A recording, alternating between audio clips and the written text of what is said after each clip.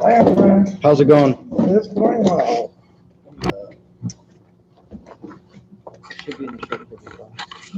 Wait, I literally pulled it out. I went like this. I went, something gotta go in there to connect. There's two of you. Thank you. Not bad. So good that you can meet. Yeah, he didn't have the amp set up, so.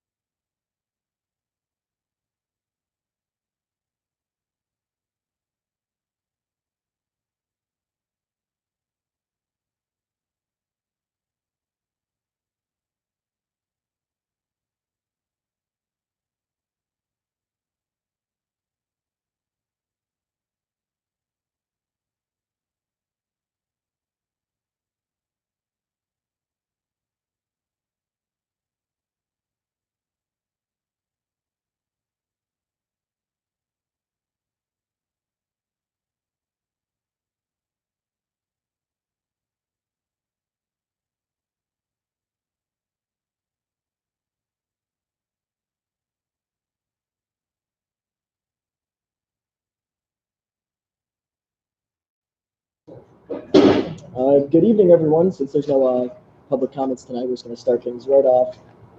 Tonight's live broadcast, as always, being held in the Henry Deffer Intermediate Cafeteria. And I'll throw things back over to you. Thank you, Alex. Good evening, everyone. I call this meeting to order for the Streetsboro Board of Education February 13th meeting. CJ, please call the roll. Mrs. Ballard?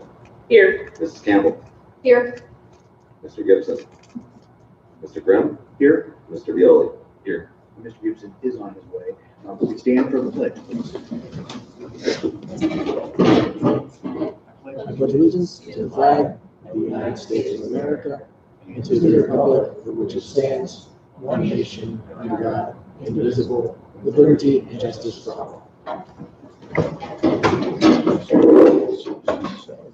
Everyone signed up for public comments tonight, so we'll move on to approval of the minutes. It is recommended the Board of Education approve the minutes from 1/9/2020 organizational meeting and the 1/9/2020 regular board meeting as submitted. So moved.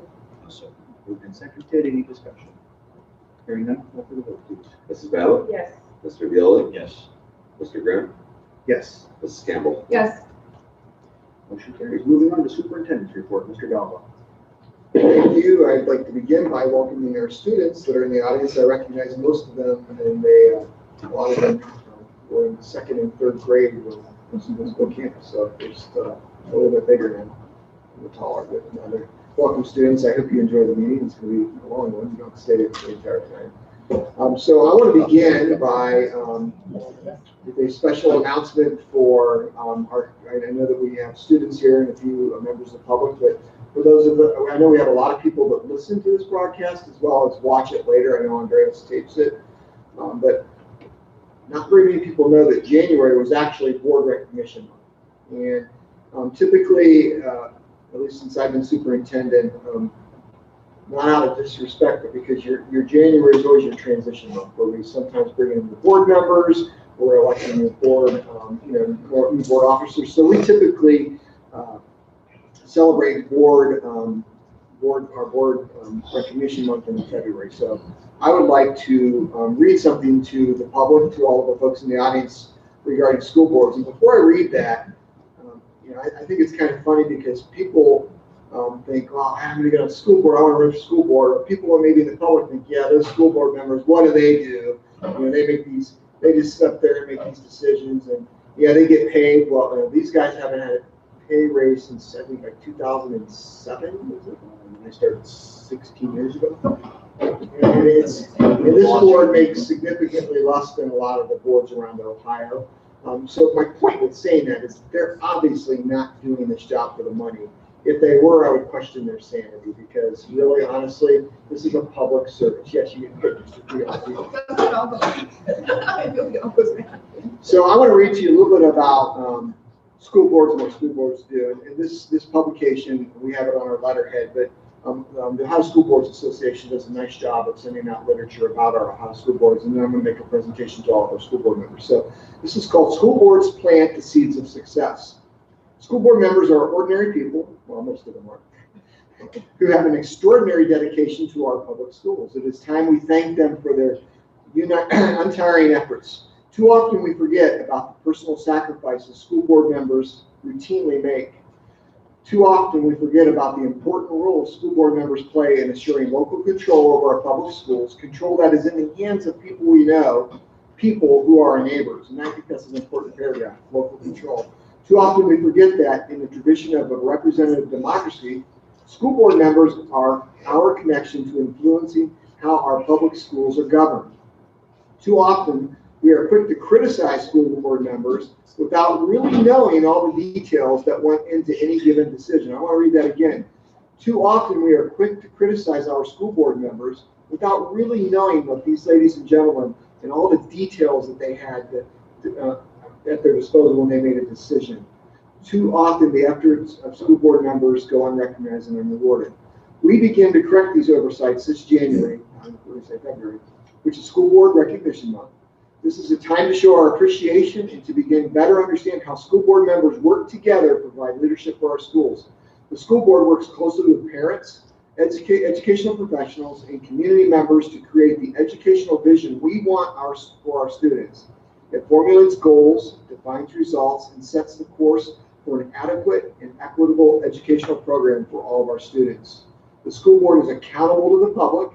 It is responsible for assuring the public that the money allotted to the public schools is providing a good return on the investment. Thus, the board oversees regular assessment of the district's students, staff, and programs. The school board also is a strong advocate for public schools and is responsible for communicating the needs of the school district to the public and the public's expectations to the school district. So this is a quick capsule of what our school board members do. There are some really key points in this, and I don't want to belabor it, but right now, public schools are under attack. Public education is under attack. We are all fighting really hard to preserve the dignity and integrity of public schools. And these five ladies and gentlemen sitting in front of you, I know more than you, but I want you to know that all five of these folks sitting in front of you put a lot of their own hours and personal hours and time in for this district and for the kids in this district. They are all very passionate about what they do. They're all very passionate about being on the board. They all have high standards. They all want what's best for each of you guys out there in the audience. They work hard. And so at this time, I would like to have the audience just give this board a round of applause and appreciation.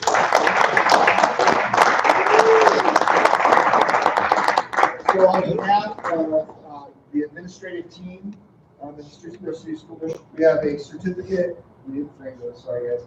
But the certificate says this certificate is presented to the Streetsboro City Schools in sincere appreciation for exemplary leadership and service to public schools, school board recognition of, and along with that, a $50 gift card to the Rosewood Grill. So we want to have dinner on the administrative team. So thank you for your service, and again, congratulations for all that you guys do.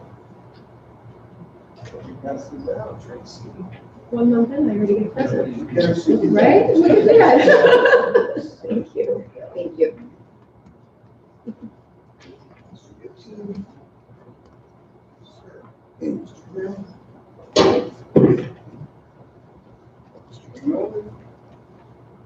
If I could just say thank you on behalf of the board to you and the administration, but really we do this as part of the team.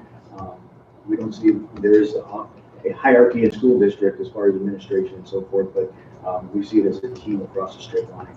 And really, there's a lot of great things going on, and I know I, for one, I'm sure the other board members are very happy and very proud to be part of it. And again, tonight you'll see some of those great things that are going on in the district that make us proud to be part of this. Thank you. Well, I just want to tell you that I talked to a lot of superintendents, and when I hear stories about districts and challenges the districts have, I will say that I'm blessed to be working for all of you, and I appreciate the fact that all five of these ladies and gentlemen have my number. They call me, they challenge me, they ask me questions, and I think that makes me better too. So I appreciate it. But thank you very much. Thank you. Okay, moving on. Mr. Isle, would you please approach the podium? And so, again, we've tried to commit to doing something along the lines of academics at each board member. For the meeting. So, Mr. Isle, our Director of Curriculum Instruction, he's going to talk about graduation requirements. And I know that all of you have heard about the graduation requirements before, but there's been introduced a new twist by our state legislation. So we're gonna talk about that.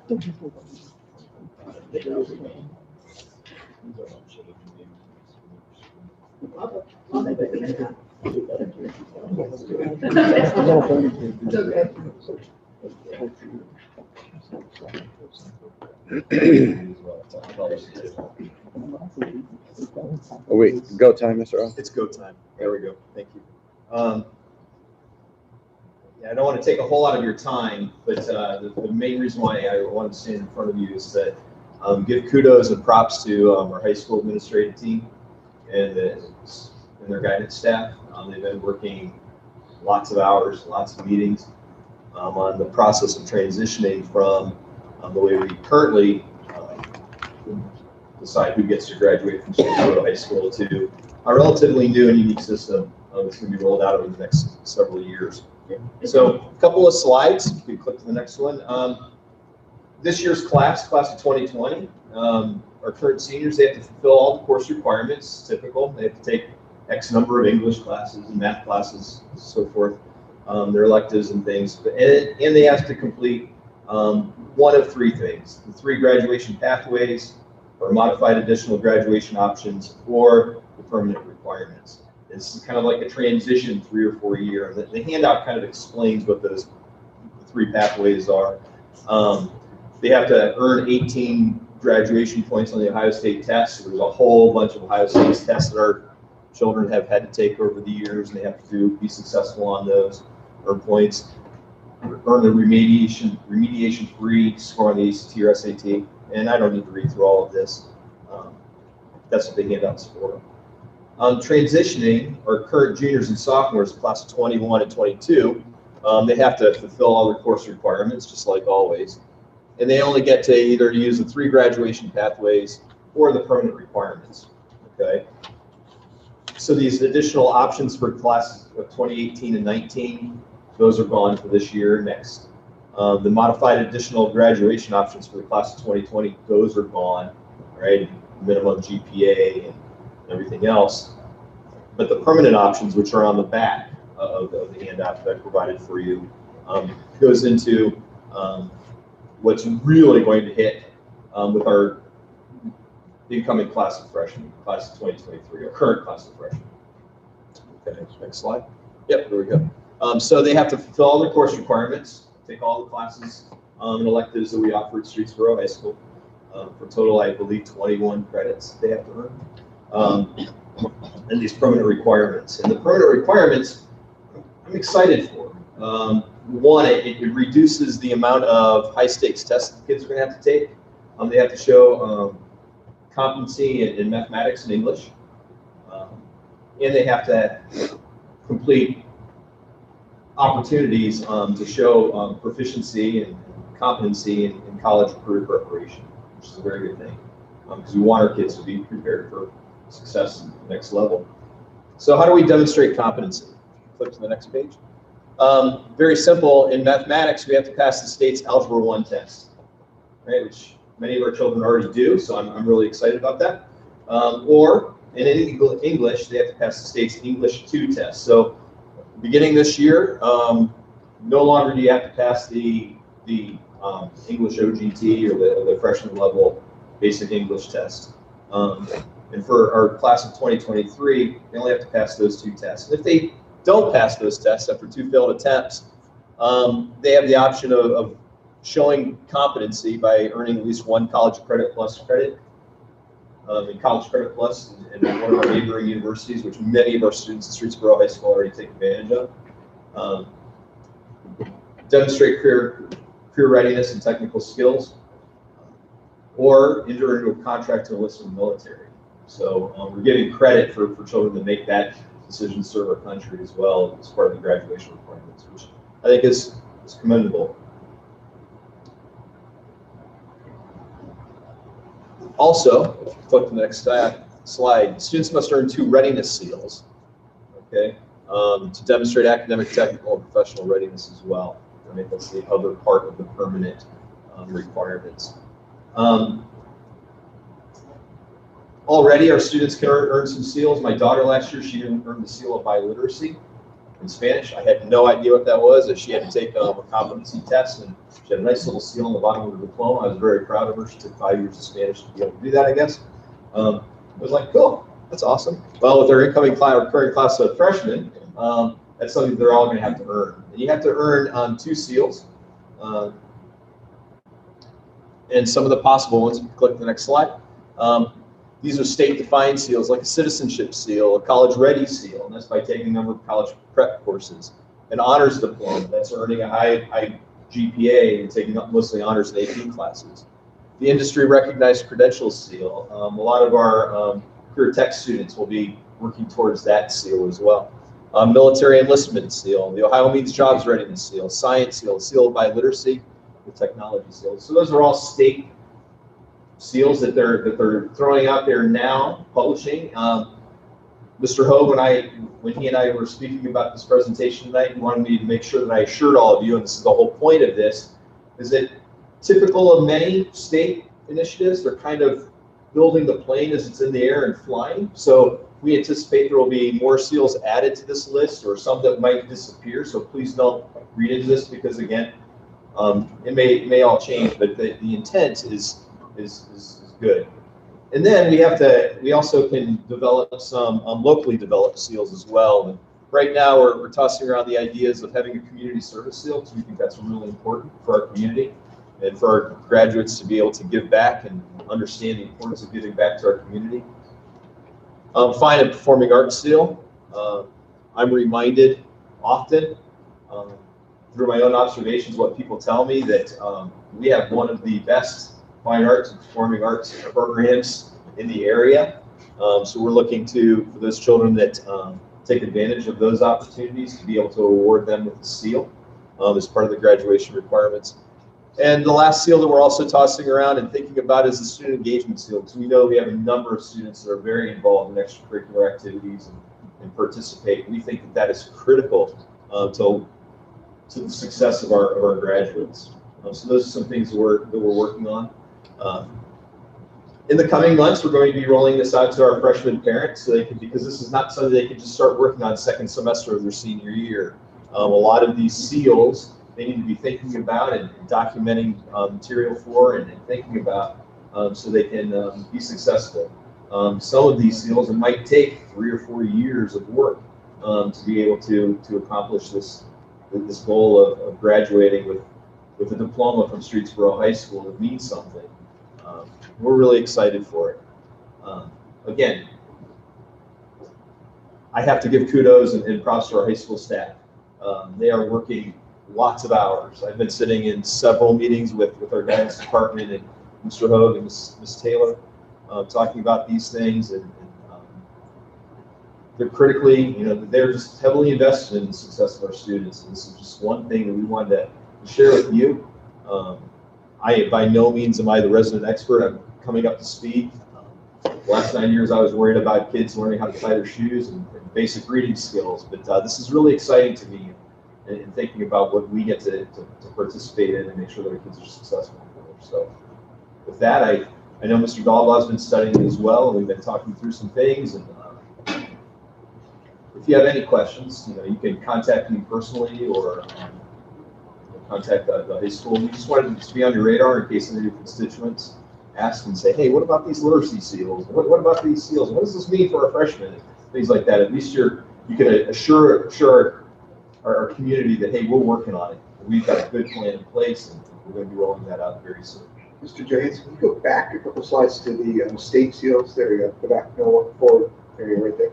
So, I don't know if Mr. I already said this, but I'm going to just repeat it though. So you have to earn 2 seals, and one of those seals has to be the state-defined seal. And right now, those are your state-defined seals. So the students have to learn at least 1 state-defined, and I believe they can earn 2 state. Yep. They have to earn 2 altogether. It could be 1 has to be state, and 1 could be local or a second state. You can't just say I want to do 2 local, but you're not limited to 2 seals as well. So I want to also say that. So if you have some, I can look at some of the kids out in the audience right now. I know some of them are overachievers. So if they said that they wanted to have 5 seals, 6 seals, they could do that. But the law stating that they have to earn 1 seal that's a state seal at least, and then locally defined. And I really like, let's go to the next slide. I really like right now, those are the ones that the high school is talking about. So it's this year's freshman class. So when they come in the doors next year as sophomores, they're going to have to sit down. This is going to be part of their career development for the next 3 years. And they're all going to have to pick the seals that they want to work toward. Certainly, that's not a finite list. You might get into your junior year and say, I've already completed this seal, this seal, this seal. Well, I want to do this seal. So you can still do that. And I would anticipate, and again, Matt has been a little deeper into this with the high school guidance department, but I would anticipate our local seals being more than just 3. But right now, those are the obvious ones because we already do a lot of this. I'm particularly fond of really all 3 of them, but I mean, why not take advantage of our performing arts? And one of the things that a lot of high schools do, including ours, is they're really starting to emphasize community service. Our kids do a lot out in the community. When I read scholarships in the spring for the Ed Foundation, as Mr. Beavers does as well, one of the metrics that we use to pick scholarships is their community service. What are they doing out there in the community beyond just coming to school? That's important. You got to get good grades. You need to be involved in school, but you need to be involved in the community. And for those of you sitting in the audience, if you haven't started your college application process yet, that's something that they're going to ask you on your college application. How engaged are you in the community? So again, I think this is, so the state of Ohio has a good idea. And I think rather than necessarily focusing, I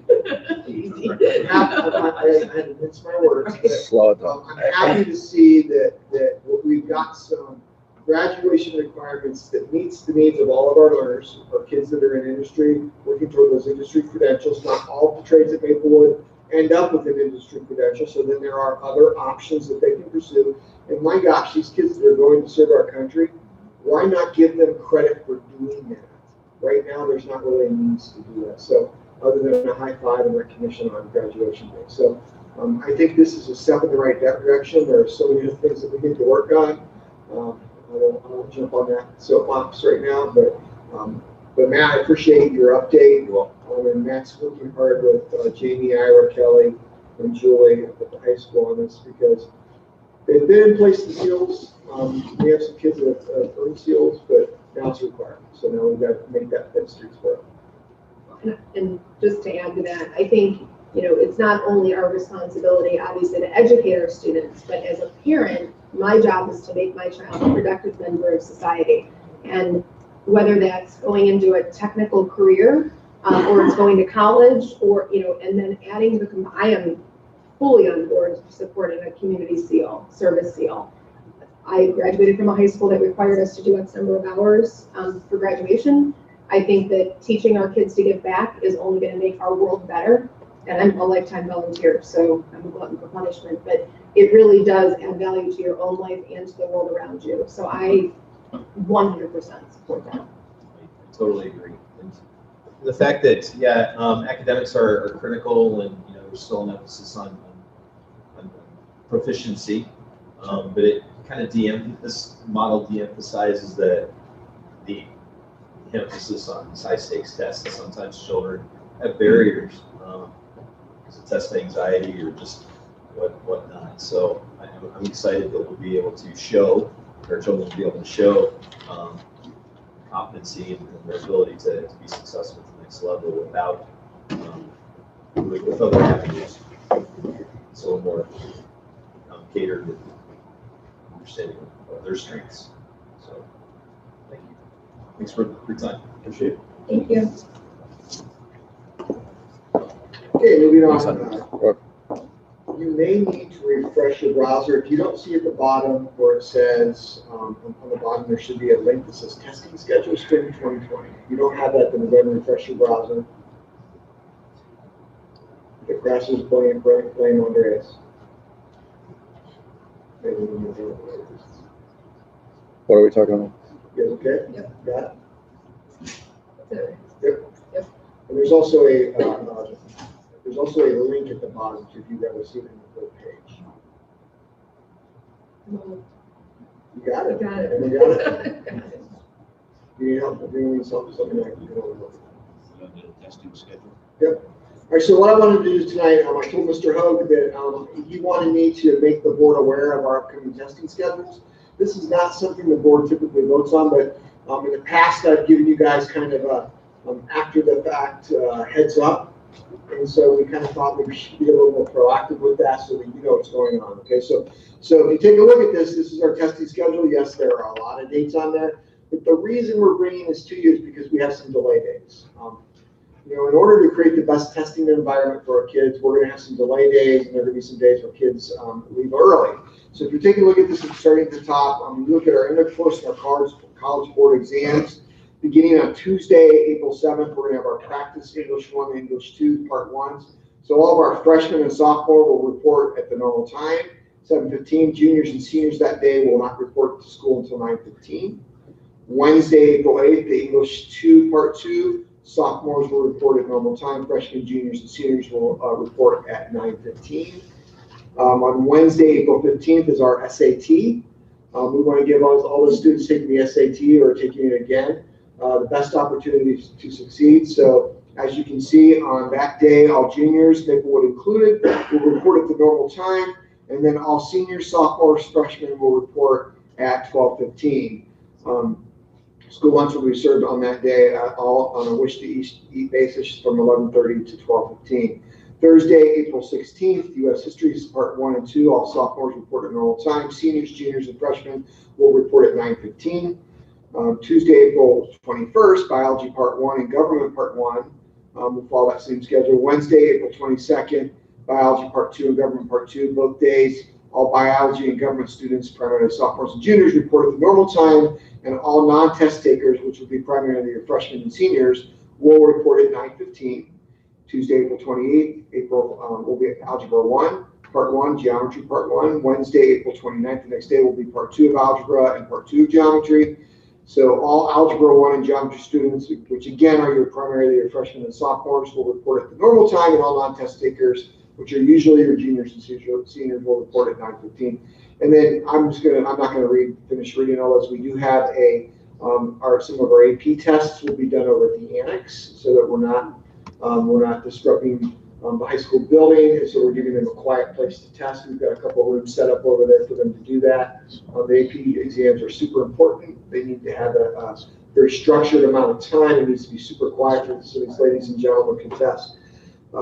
So it's important to know, board members and public that's listening, that on the days where you heard me say such and such grade levels will report at 9:15, if those students don't have a ride to school, they can still ride the regular buses at 7:20, and we will have them in a holding pattern between the commons and the auditorium. So the kids that don't have rides to school, don't drive themselves, and they have to take the bus, it's okay. We're not telling them they can't come to school. But the kids that do have their own rides, their parents can bring them. We're saying that then sleep in, do your homework in the morning, come at 9:15. And then our students that are going to take the SAT, last year, last couple of years, we had it was amazing. It's a pretty rigorous test. And so they took that test all morning. Then miraculously, 80 to 90% of them were sick then that afternoon to go home. So we decided to help combat that SAT illness. And we're going to release those students when they're done taking the SAT for the rest of the day. Because to be honest, I know it's playing a little bit, but to be honest, when they take that test, they're done. And to make them stay at school for another 2 or 3 hours, it really is ridiculous. So I've given that approval, unless board members object to that. But I just think it's a good idea to say, hey, you guys give it your best go for 3 hours on a high stakes test. We're going to let you have the rest of the day off. So I wanted you guys to be aware of this. Jamie asked me to make you aware of it, and I would invite some feedback. We've never done this before, right? We have done this. We've never formally presented it to the board. Last year, we did not do the SAT release. And there was something called the SAT flu or something that happened, so we're going to combat that early. So, but no, we've done parts of this, but not all of it, Ryan. And the kind of the philosophy behind letting someone else start late that's not taking the test as well. Well, one, we're minimizing a disruption in school. Two, we're minimizing off time. So if you're going to come in at 7:30, 7:20, we're putting a holding pattern to 9:15. You're going to need to find something to do because our teachers are proctoring those exams. So we're going to have a few teachers potentially watching a couple hundred kids. It doesn't really make sense to create lessons. We did do some things last year around social emotional learning. We showed some videos. But my observation of that, high school's observation of that, is it would probably be better time for these kids if they stayed at home, slept in, got a good breakfast, and made their way to school by 9:15. You guys okay with that? Yeah. Okay. Students, are you guys okay with that? Yeah. Oh yeah, we have some head shakes, yes, all right. And they're unproductive after the SAT anyway, so. No, and I was just kidding about the SAT flu. You're tired when you're not taking it, you get it, so. All right, so that's all I had on the high school testing schedule. Board, this next is an announcement. At the March board meeting, I need all of you and Kevin, board, you guys can decide how you want to dress, but we're going to do some professional pictures. We're going to have a professional photographer here, take some pictures so that we can put new pictures up on the website. So you guys decide. We don't have to do it right now unless you want to. Do we want shirt and tie? Do we want suits? Do we want rocket gear? It's up to you. But we're also going to more than likely photograph the administrative team as well. But it's gonna be specifically for the board, because we need to update those. We're voting on what you guys addressed as well. I told the manager, for sure. That sounds exciting. Jamming's for everybody. Jamming's for everybody, exactly. I vote professional. Okay. So professional time. All right, so I'll send out a reminder, just to make sure that you know, so just make sure that, and I'll send out a time. We can either do it prior to going back to executive session, or we can do it maybe 10 or 15 minutes before the board meeting.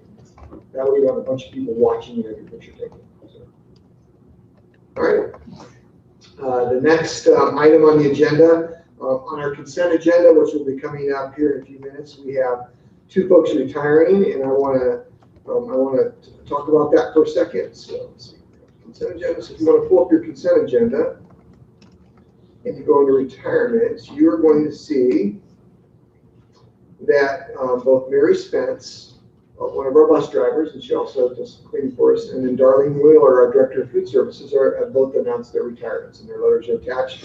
The reason I wanted to bring this up under superintendent's report, all of our retirements are folks that dedicated their lives to our district, are very important. But these 2 ladies have actually worked a considerable amount of time in our district. And so I'd like to start with Mary Spence. Mary Spence has been a bus driver in this district for 36 years. And Mary is also, if you remember, when Mr. TV Paul did his awards of excellence for attendance and also for lack of days missed due to injuries in the workplace. Mary was on both of those lists, if you recall. Mary has been an unbelievable employee. She comes to work every day with a smile on her face. Andres can speak to this, but you know, when she has minimal disruption on her bus. And I would tell you that a lot of that is due to the relationships that she develops with the students on her bus. She smiles, she knows their names, she asks them how they're doing, she knows some of their siblings, some of their parents. She is a pillar here in Streetsboro. Her kids, I know that one of her boys at least works for our streets department, but she's lived in Streetsboro a lot of years. It's going to be tough to see Mary go, but I'm excited for Mary, for her to take this next step in her life, because she works really hard, and I'm excited that she's going to get to spend some time with her grandkids and do some things that she hasn't been able to do, because she drives for us, she drives field trips, she cleans our board office, she puts a lot of hours in. So I would like to formally recognize and congratulate Mary Spence.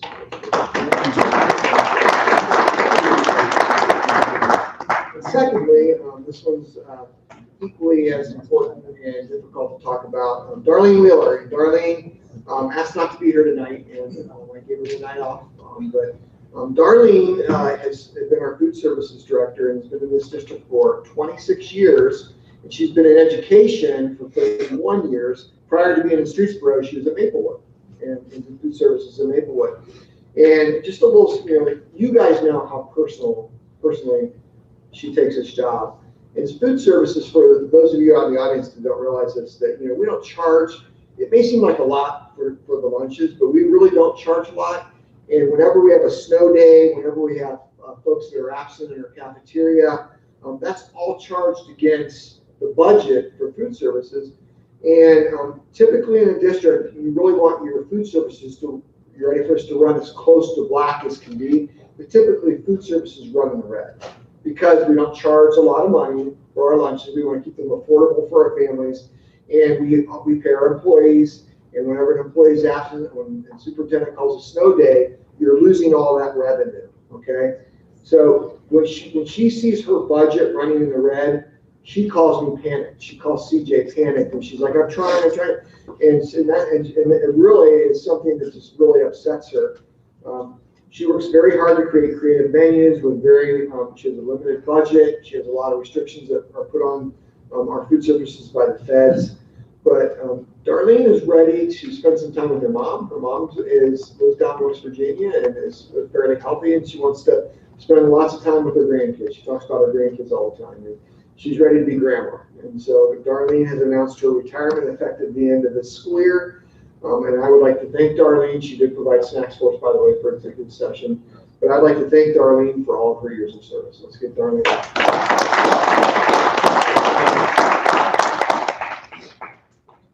comments from the board?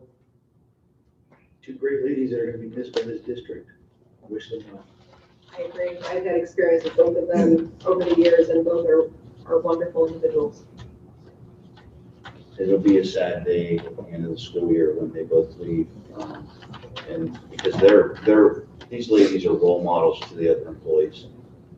We're gonna lose two really good people, so. I agree. Well, thank you. And finally, I believe it was last board meeting or the board meeting before, you guys kind of busted my chops and said, you gotta end on better notes, dog. So, I saw retirements, that was great news. But this last one, I'm gonna give the big ol' shout out to Mr. Scarsapino and the treasurer's office. So, ladies and gentlemen, we were one of very, very, very, very few districts that were just announced as winning the Auditor of the State Award with distinction for a clean audit.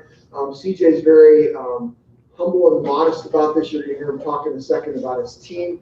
But I'm gonna tell you guys something that, when we passed when we failed our 7 mil levy and we passed our 9 mil levy, one of the things that we promised our community was fiscal transparency, integrity, and responsibility. And you do not win this award without those. And one of the keys to when you read the articles about the Auditor of State Award with distinction, one of the things they use is the words they use is fiscal accountability and fiscal transparency. And so anyone out there that is saying that we aren't transparent with our money, that we are not being responsible with our taxpayers' money, well, if this doesn't silence them, then nothing will silence them, because this demonstrates a significant amount of hard work on Mr. Scarsapino and the staff's part. So CJ, congratulations.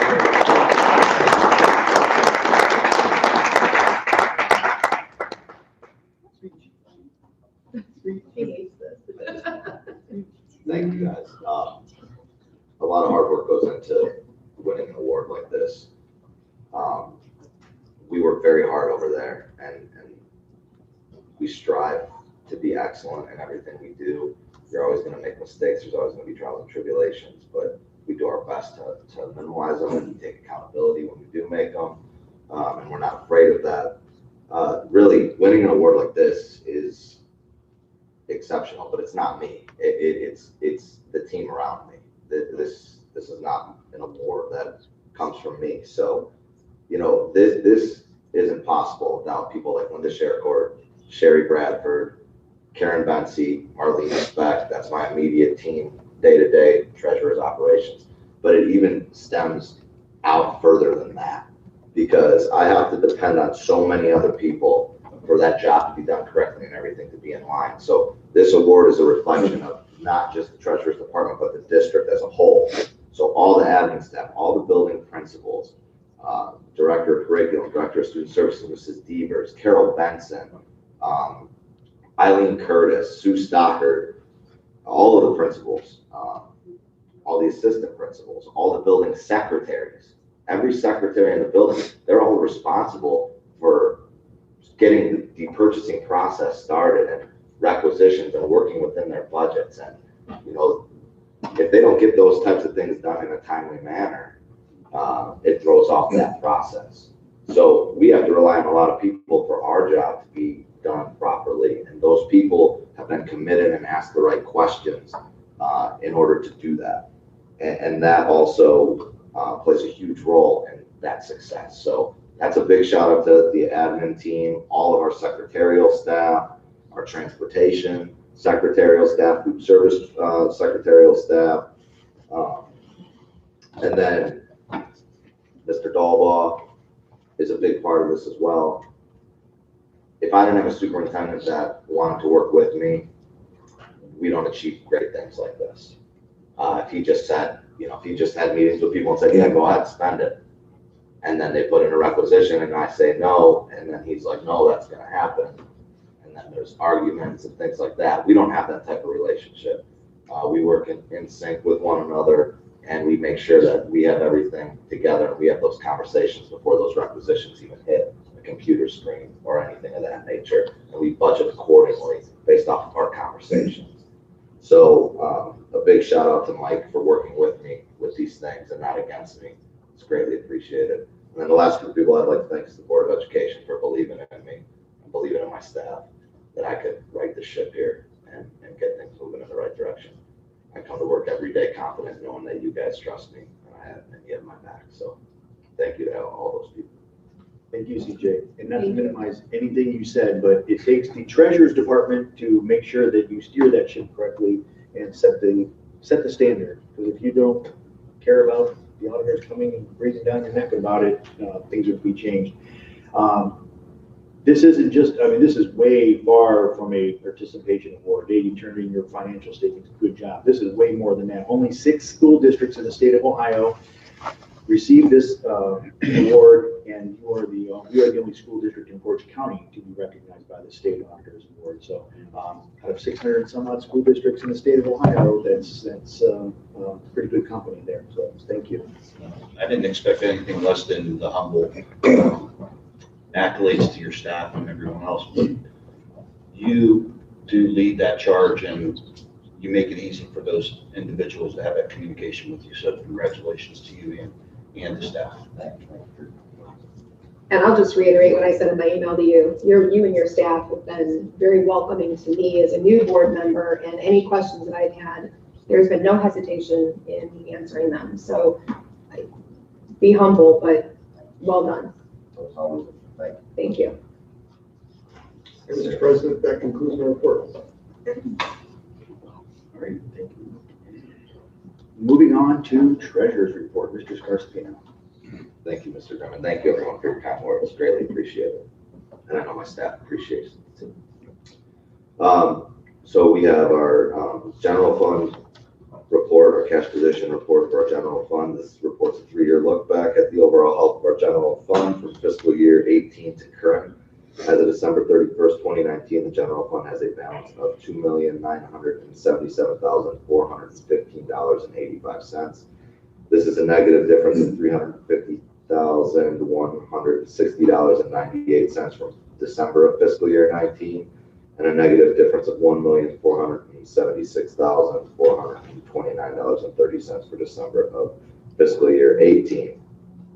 Again, we're seeing that downward trend. It's going to continue into January. Collections are starting to come in right now in February for our advances. We're still seeing how those look coming in. Well, we should probably have a better idea mid-March, early April of exactly how that's looking. Are we collecting on the new levy now? 2.2 million should be collected in that in this January to July, August period. But typically you get 4 advances. Those 4 advance dates were the 4 Thursdays in February, and then you'll get 2 settlements. Those come at a later date. It depends on how the collections come in, if they're delinquent, things like that. There's a lot of things that go into that. But they did, the Portage County Auditor's Office did recertify tax revenue for us. So when they sent me our certificate of estimated resources at the beginning of the year, the tax revenue for the general fund was going to be around $15 million. I told them that they needed to take a peek at that. We needed to get that recertified because of the passage of the levy. We were going to collect an additional $2.2 million this year. They did recertify that and updated it to about that $17 million number, which I anticipated and showed in my forecast. Now we just need to collect that second half of it, and I'll feel a lot better. So we should hopefully start seeing, like March, April, May, a little bit of a buildup, but then it'll start coming off because you got payroll and insurance and those types of things that come. And then in August, September, when we start collecting again on it, hopefully we can start building. But we're going to be in that uncomfortable position here for a little while. So we're just going to continue to monitor it, do the best job we can in budgeting it, but it's tight right now, and it's going to continue to be for a little bit. So, but we're going to trend in the right direction. Okay. And if we're not, I'll let you know immediately. Like I did. So, and then the last thing, I just wanted to, I know that I sent you all an email with discussion of the audit or the audit documents.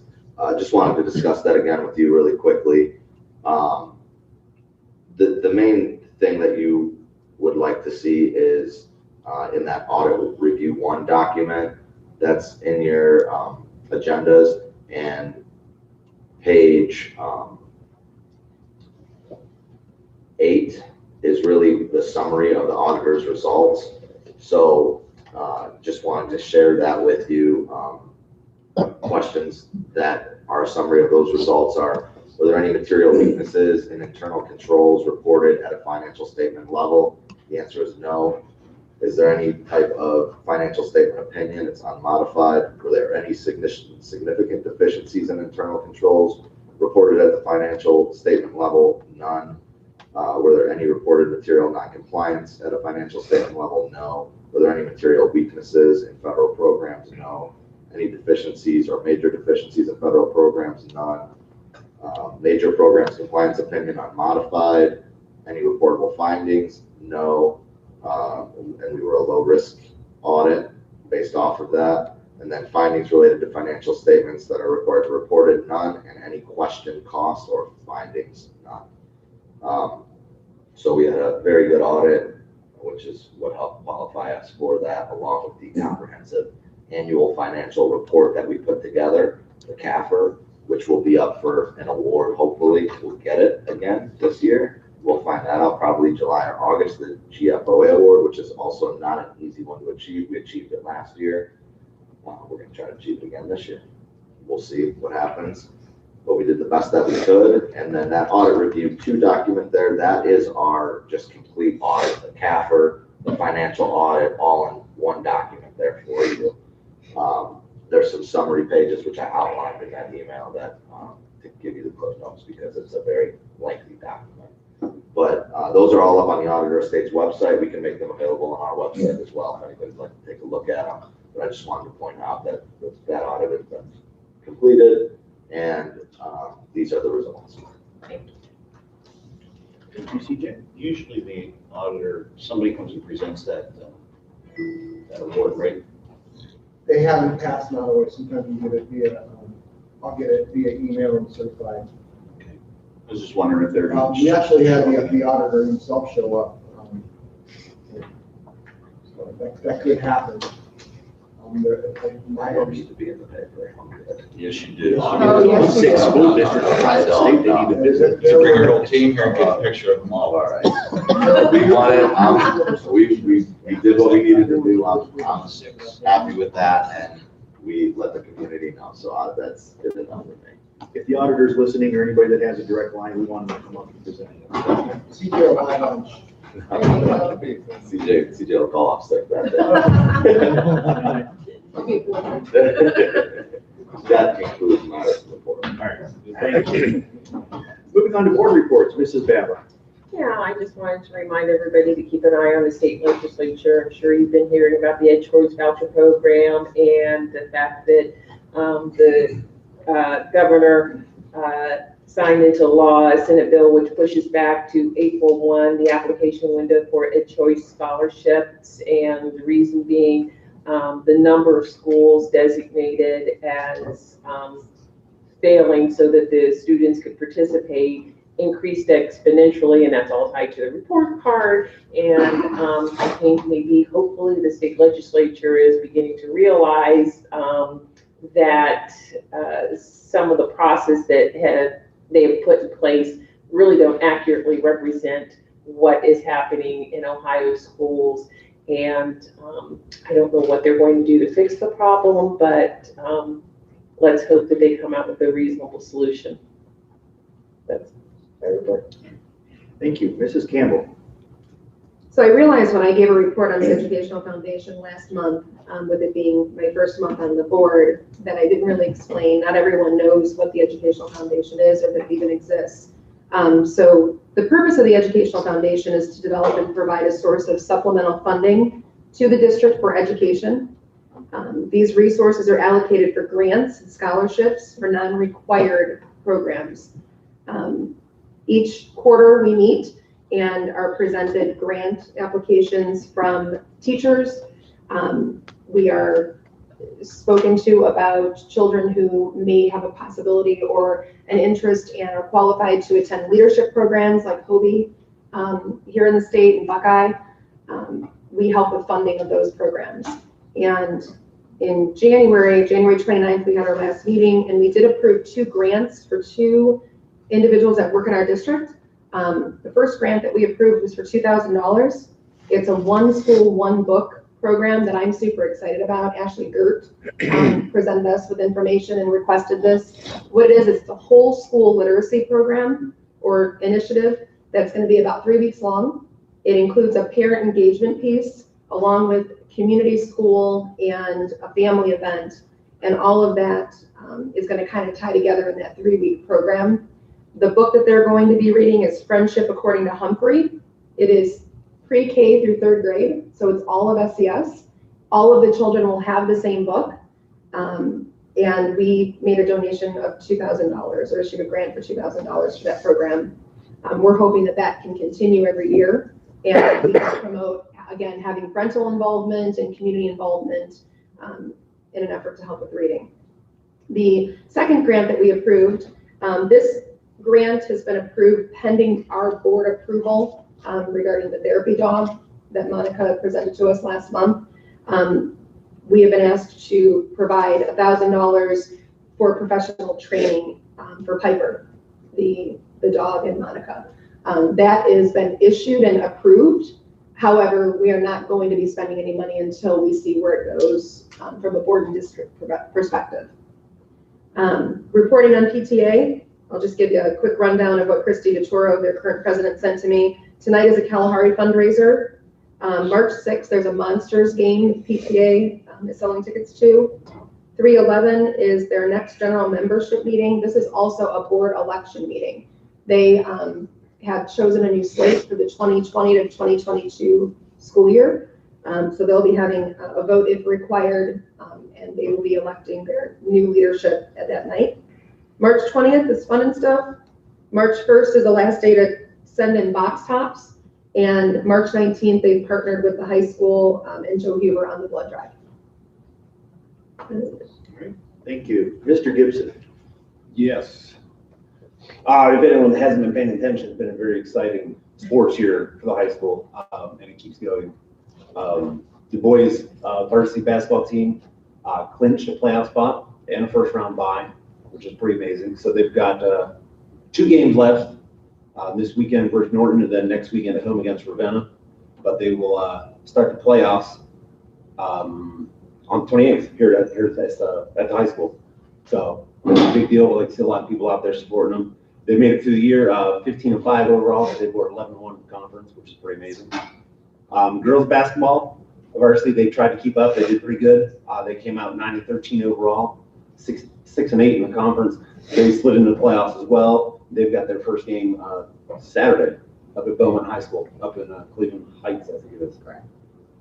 So, it's been a very, very exciting year, and I'm excited to see where they go. So, that's all I've got tonight. Thank you. Mr. Violi. Just Maplewood, I sent you all the notes from the last month's Maplewood meeting. It was pretty uneventful. We had our organizational meeting, and then the regular meeting came right after that. It was a pretty quick meeting, nothing really to talk about. But you have the notes. Thank you. And with our music programs, band and vocal music, things are ramping up after the holiday season, and we're heading towards March, which is Music in Our Schools Month. For the band programs, all of the ensembles, grades 6 through 12, will have an opportunity to have a master class with a master teacher before performing in the Festival of Bands concert on March 4th, 2020. The clinicians will also be present at the Festival of Bands in order to provide feedback and critique, which is similar to an OMEA adjudicated event that some of the students go to. And this is a great opportunity for our young musicians to learn from seasoned professionals and further their growth as musicians. The Streetsboro Festival of Bands will take place March 4th, 7 to 9 p.m. in the auditorium of Streetsboro High School. It's a free event and a great opportunity for the community to see another part of our great arts program here in Streetsboro. For vocal music, the Denver Choir continues to meet at recess and is up to 70 students participating. They're getting ready for their concert March 5th at the high school auditorium as part of Music in Our Schools Month. The high school vocal department took 2 students to the solo and ensemble contest in Akron recently. Mrs. Hepburn said that she is very proud of Katie Martin and Morgan Soul for being the first vocal students from Streetsboro to go to this event in a very long time. The elementary music fundraiser is coming up. They'll be selling Yankee candles, and the 7th through 12th grade choirs will also be selling gourmet popcorn. And on a personal note for Mrs. Hepburn, she's been invited as a panelist specializing in general music for the International Society of Music Education Conference, which will be held August 3rd. She is excited to represent the United States and elementary general music scene and Streetsboro for this event. And how is she going to represent the United States? Well, she's going to Scotland for this event. So she's been all over the world, and she continues to travel and do great things. So congratulations to her. For the city, reminder, City Hall is closed Monday, February 17th for President's Day. The citywide traffic signalization project, as you drive around town, you'll see they're making progress. They're getting there. A lot of work to still get done, but it is getting done. And thanks to our service department for keeping up on the snow plowing, which helps keep us all safe and helps keep those buses running, since nobody wants to miss a day of school. And that's all I have. Yeah, sorry. Moving on to consent agenda items. It is recommended the Board of Education approve the consent agenda items B through P.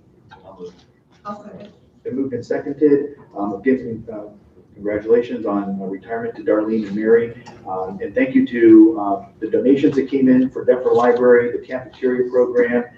There was 20 boxes of school supplies from Staples, and PTA donated $3,000 to the Educational Foundation for scholarships. Any other comments? Hearing none, call for the vote. Mr. Violi? Yes. Mrs. Campbell? Yes. Mrs. Battle? Yes. Mr. Gibson? Yes. Mr. Grimm? Yes, motion carries. Moving on to superintendent's recommendations. Thank you. I have two. Item 8 is recommended the Board of Education accept the bid from Myers Equipment Corporation, formerly Thomas Bus, for the purchase of 2 buses totaling $198,340 to be paid from our permanent improvement funds. I'll move.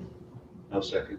They moved and seconded. Any discussion? Yes, we did follow the appropriate competitive bidding process. We are going to be purchasing 1 standard bus, similar to what we, and then we also are going to purchase a new bus that has a wheelchair lift.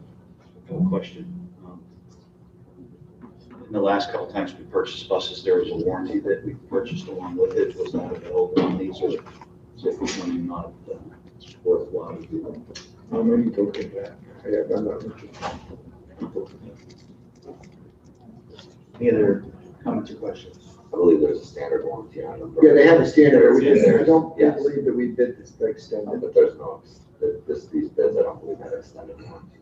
I don't know if the ones that we had on the ones before were worthwhile getting either. Yes and no. They have been. I mean, it's kind of like insurance. 90% of the time you don't need it, but the 10% that you do, you're really glad you had it. Let's not change them before they get here. Just But asking. also, we're in good hands. Doug Palmer, he presented here several times about transportation. He helps us along with this, and that gentleman is one of the most knowledgeable people in the state of Ohio when it comes to transportation. We go to him a lot for questions, and we're lucky to have him as a resource to us. So we felt pretty comfortable with that process. It's the base warranties is what we did. I just looked into the documents. The base warranties. We didn't do the extended. Okay, any other comments? Hearing none, call for the vote. Mrs. Battle? Yes. Mr. Violi? Yes. Mrs. Campbell? Yes. Mr. Gibson? Yes. Mr. Grimm? Yes, motion carries. Okay, item B. It is recommended the Board of Education approve a resolution authorizing execution of easement and deed for sale of property owned by the board and no longer needed for any school purposes. I'll move. I'll second. Moved and seconded. Discussion? Yes, so I'm gonna be as quick as I can. We've heard for, I think it's been about 3 years now, that the city of Streetsboro was awarded and initiated a Route 14 widening project. That project is well underway. Part of any widening project, obviously, is the acquisition of land, okay?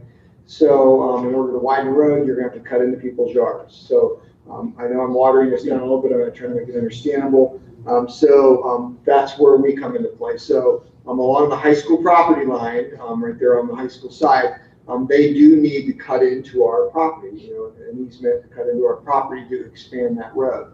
Now, because we are a public school district, we just can't give property away. And so you guys may remember from the sale of Wade, when we sold Wade Primary School, that there are some rules. For example, if we have a non-public charter school or a STEM school in the town, we have to offer any board properties for sale at fair market value to those entities first. Well, we don't have any of those entities in Streetsboro currently. So then the law states that as long as that property, that real property, is under the threshold of $10,000, then you can sell it for your own determined price. If it's over $10,000, then you have to go out to public auction. You have to do an auction, and of course, like what we did with Wade, you can either accept the bid, reject the bid, and you can hire a realtor and then sell it at your own price. So you may be asking yourself, Mike, how do you know that it's not worth $10,000? Well, and I can pass this map around if you want, but it's a very small piece along. I'm going to just hold this up so you can see the yellow. It's a very small piece of property along the line of Route 14. So rather than spending our money to have it appraised to see if it's under $10,000, we were pretty confident that that small piece of property along the high school was not valued at more than $10,000. So the appraisal would have been pretty costly. At the end of the day, my recommendation is going to be that we're going to be good citizens, good neighbors with our city, and we're going to sell this property to the city because we have to sell it. But my recommendation is that we're going to sell it to the city for $1 so that they can move forward with the Route 14 widening project. It's inconsequential as far as land for the board. There will have to be, whenever they do these easements, they have to rework any ditches that they change. They have to maintain the water flow and the drainage that was already established. And if there are any, which there's not, but if there are any water lines, gas lines, or things that would be affected, that would be part of that project. It's not at our expense.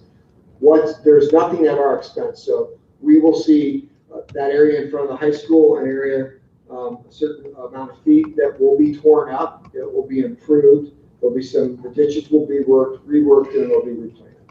It'll be put back to as new or like new status. That's my best way to explain all this.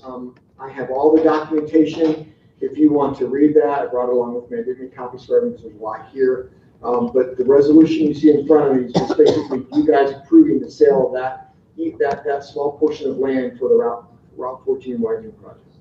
Isn't it also the city really doesn't have a choice on this? They have to do it for the state. Right. You know what was interesting is the company that they hired to do this, the city doesn't do it. They hired an acquisition company to do that. What I found was interesting was that they just thought that we could just give it to them. And when I initiated conversations with the company, I said, whoa, because this was back in September that they sent this to me. But I had an email, I think Kevin, you and I had an email actually back in August. Yeah. And my response was, we can't just give you property. We're a public school district. And the guy just was like, what do you mean you can't give it to us? That's what we do.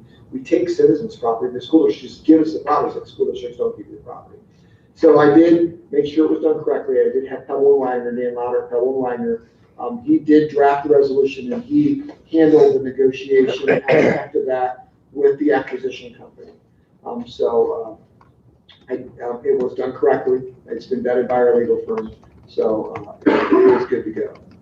A lot of work for just a small strip of land that you really can't, you can't build anything on. It's not big enough to put anything on it, so it's just for utilities. I was gonna say, it's not of any value for us, Right. in theory. In theory, and let's rest them up. Yeah, agreed.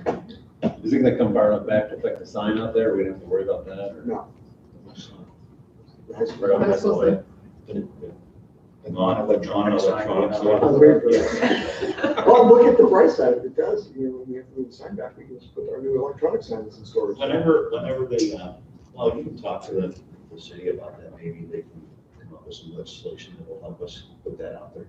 Well, we have the new city council, maybe get a little more able to doing that. That's actually a good idea. Are we getting sidewalks? I do not know if sidewalks are part of that project, but I thought part of the master plan for the city Was sidewalks. Sorry, sidewalks. That's- Inside yeah. of the city. Okay. Okay, any other, Does anyone want to see this? So Kevin, if you want to. yeah, any other discussion, questions for Mike? Hearing none, call for the vote. Mr. Violi, Yes. Mrs. Baba, Yes. Mr. Gibson. You say yes, Mr. Gibson? Yes. Thank you. Mrs. Campbell, Yes. Mr. Griff. Yes. Motion carries. Moving on to treasurer's recommendations. I have none this evening. Any new business? Hearing none, moving on to old business. Any old business? I just want to thank Mr. Dahlbaugh and the administrative team again for the gift card. We appreciate it. Thank you. Because you didn't have to do that. We want to do. Thank you. Moving on to board president's recommendation, it is recommended the Board of Education enter into executive session to consider the employment of an employee or official, the discipline of an employee or official, to consider matters required to be kept confidential by federal law or regulations or state statutes, and to consider details relative to security arrangements and emergency response protocols for a public body or a public office with possible action to follow. So moved. Moved and seconded. Any discussion? Please call for the vote. Mrs. Baba, Yes. Mr. Violi, Yes. Mrs. Campbell, Yes. Mr. Gibson, Yes. Mr. Brown. Yes, motion carries. We are in executive session at 7:09 PM. Thank you, everyone, for spending time with us.